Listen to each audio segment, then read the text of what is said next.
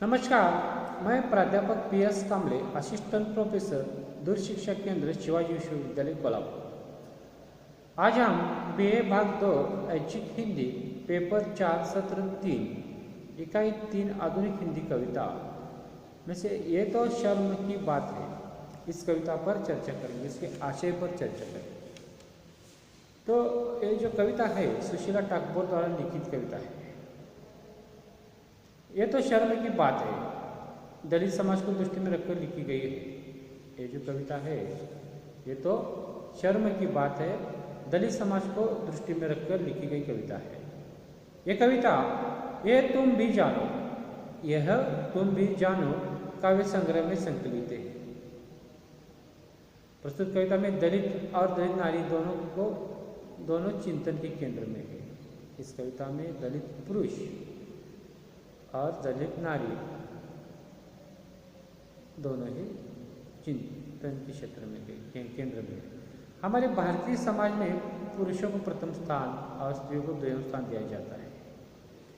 हम जानते हैं कि हमारा भारतीय समाज जो है किस प्रकार है, पुरुष सत्ताक है, पुरुषों को प्रथम स्थान दिया जाता है और स्त्री को द्वितीय स्थान दिया जाता है। तो ये जो कवित्री है सुशीला टागोर यही कहते हैं कि हमारे भारतीय समाज में पुरुषों को प्रथम स्थान दिया जाता है और स्त्रियों को द्वितीय स्थान दिया जाता है।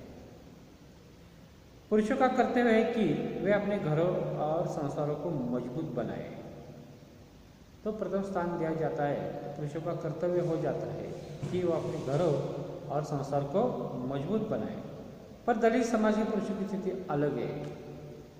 कवित्री कहती है कि हमारा देश पुरुष प्रधान है, पुरुषों को प्रथम महत्व दिया जाता है और बाद में स्त्रियों को महत्व दिया जाता है।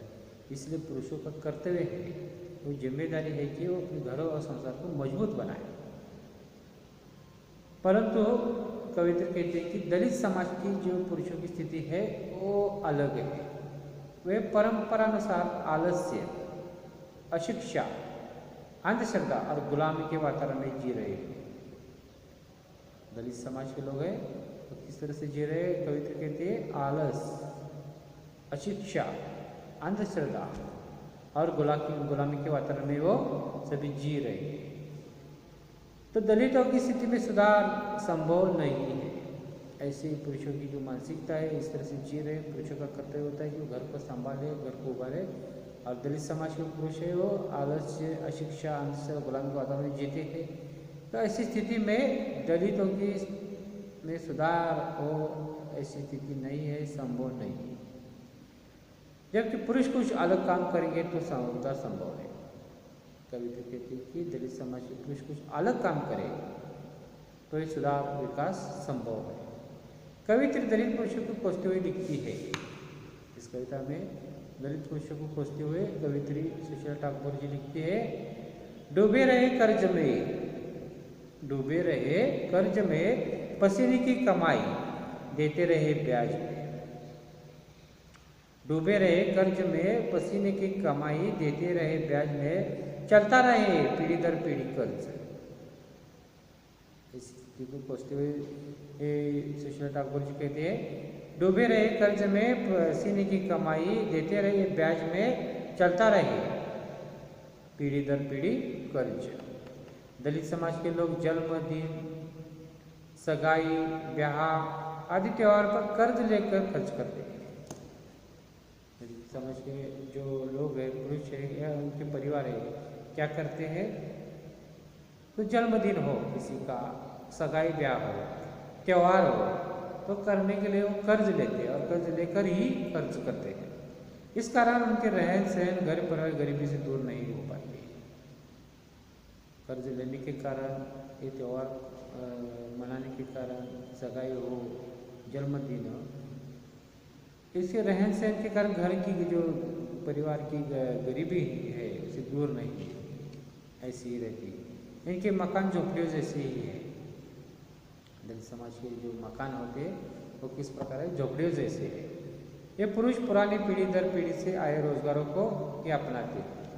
इस समाज के पुरुष जो परंपरा से चले आए रोजगार को ही अपनाते हैं। कर्ज के बोझों में डूबे ये लोग अपने वंशजों को इसी खाई में ढकलते जा रहे हैं।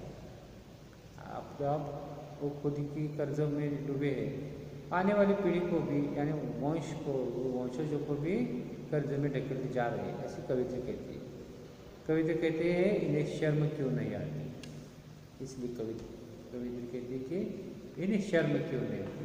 आप खुद भी कर्ज में डूबे हैं, आने वाली पीढ़ी को भी अपने वंशज को भी कर्ज में डुबा रहे हैं, इसीलिए कविता कहते हैं कि इन्हें शर्म क्यों नहीं आती। दलितों की मानसिकता पर कवित्री ने आक्षेप लिया है। जरा सी बात पर आप से बाहर होना, दलितों की मानसिकता है उस पर, पुरुषों की मानसिकता है उस पर आक्षेप लेते हुए कवित्री कहते हैं जरा सी बात पर आप से बाहर होना, नशे में डूब कर परिवार को प्रताड़ित करना, पत्नी को लताड़ना, भाइयों को पछाड़ना, गाली गलौज करते रहना आदि दुर्गुणों की कवित्री ने निंदा की है। दलित समाज पुरुषों में जो ये दुर्गुण है उसके निंदा की है।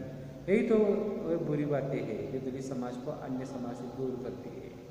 तो बुरी बातें जैसे कि आप ज़रा सी बात पर झगड़ी करना, आपस बाहर होना, नशे में डूब जाना, परिवार को प्रताड़ित करना, पत्नी को लताड़ना, भाइयों को पछाड़ना, गाली गलौजा, इसी कारण तो दलित समाज को अन्य समाज से दूर कर दिया, ऐसे कवित्री कहती है। इन बातों से पुरुषों को दूर रहना चाहिए। और आगे कहती है इन बातों से पुरुषों को दूर रहना चाहिए। इन स्थितियों के कारण घर में बाप रोते हैं, माताएं कलपती है, संतानें दर बदर भटकती है। इतना सब कुछ होने के बाद भी इन लोगों को शर्म नहीं आती, इसीलिए कवित्री कहती है शर्म क्यों नहीं आती। यही इस समाज की विडंबना है।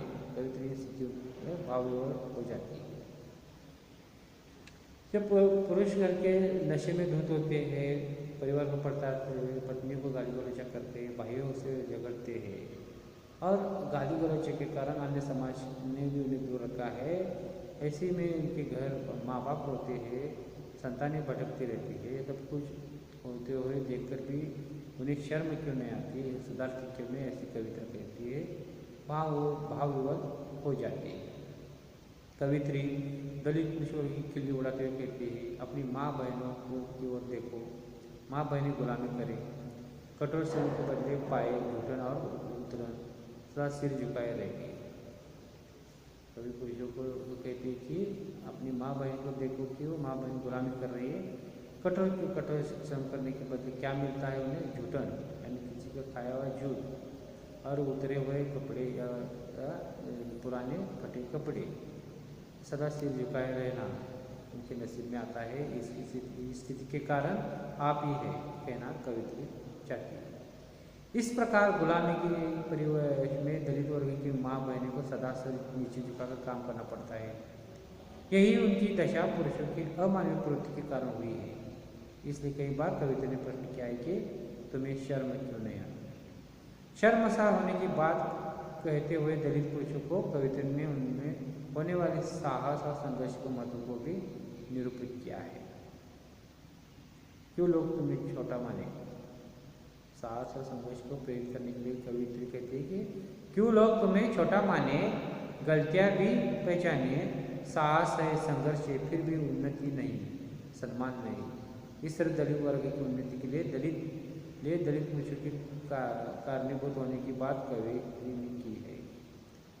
ये दलित वर्ग की स्थिति के लिए दलित पुरुषों को ही पुरुष ही कारणीभूत है, दलित पुरुष ही के कारण ही दलित वर्ग की स्थिति इस तरह से हो गई, ये कविता ने कहा है। अपने समय समाज के साथ चलने का आह्वान प्रस्तुत कविता ने किया है।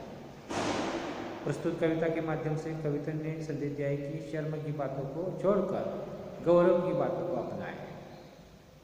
शर्मनाक जो बातें हैं जो बताई गई है दलित पुरुष के दुर्गुणों को छोड़कर गौरव की बातों को अपनाएं। आधुनिकता, वैज्ञानिकता, मानवता, साहस, संघर्ष, विकास, आत्मसम्मान को जागरूक करना ही कविता का मूल मंतव्य रहा है। ये कविता का आशय है।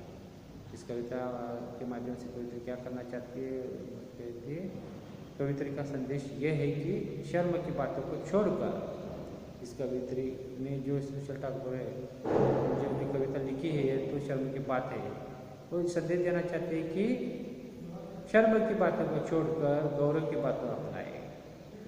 आधुनिकता, वैज्ञानिकता, मानवता, साहस, संघर्ष, विकास और आत्मसम्मान को जागरूक करना ही कवित्री का मंतव्य रहा है, इसका संदेश रहा है।